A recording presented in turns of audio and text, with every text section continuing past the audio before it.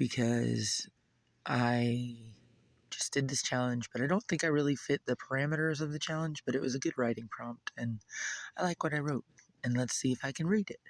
All right, the writing prompt was, thunder leaps from rock to rock, and the winds howl in a terrifying rage. You're the last of your kind, surrounded by sinister forces. On the precipice of an endless cliff, there's a wet parchment clutched against your chest that holds the secrets of life. Give me your most mythical quotes. Or mystical quotes, excuse me. And let's see. I wrote, into the damp, cold wind. I shouted, stop! I'm at the precipice of so much, literally and in metaphor. On this cliff of rock stood I, a warrior, aged by war. So it goes that these years have grayed my eyes, and they've made jade-stained their sights.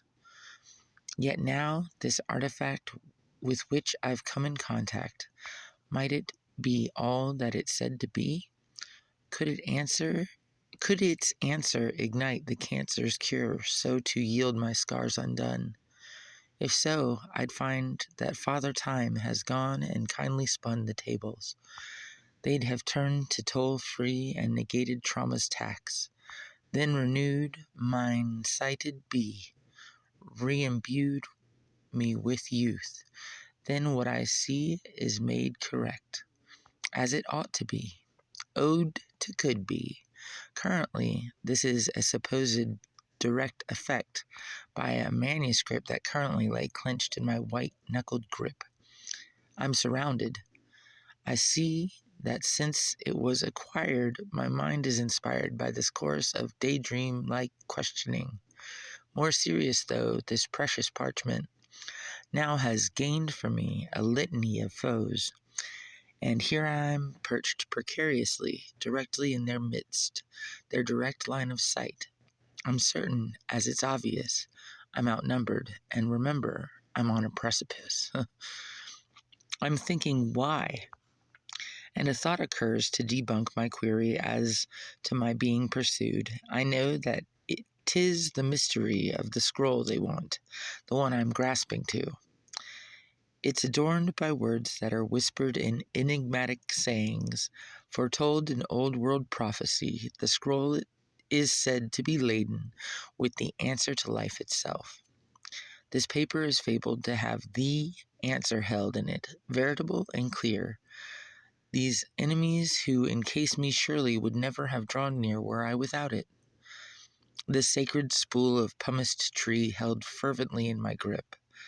Would this be my fate, I wonder, or me getting that for which I've asked?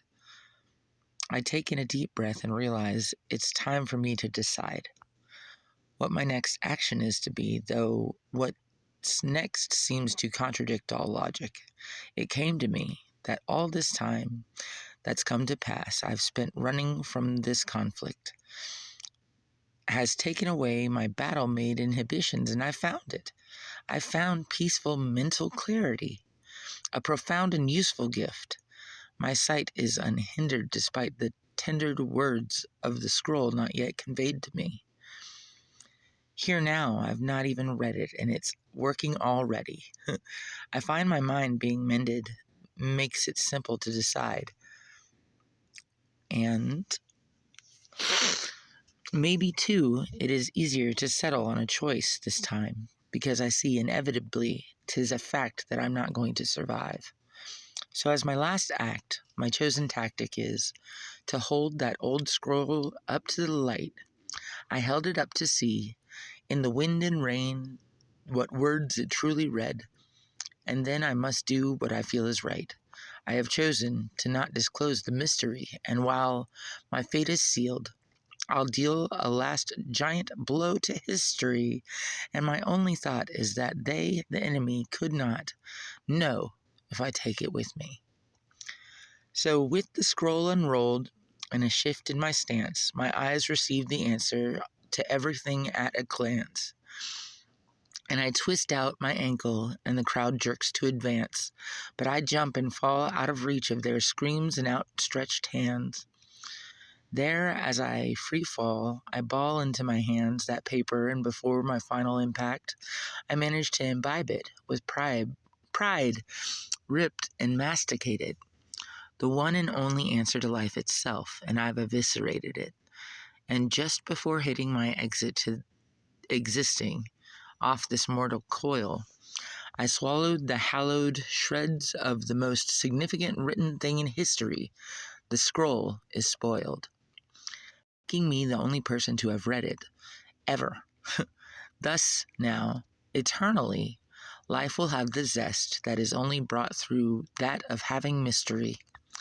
The passion fueling quest of what it could be meant to be, I've ensured, is intact for all in perpetuity, and eventually, and eternally, you are welcome. Enjoy the unknown I bought with my life well spent, and my war is won as the ground I hit.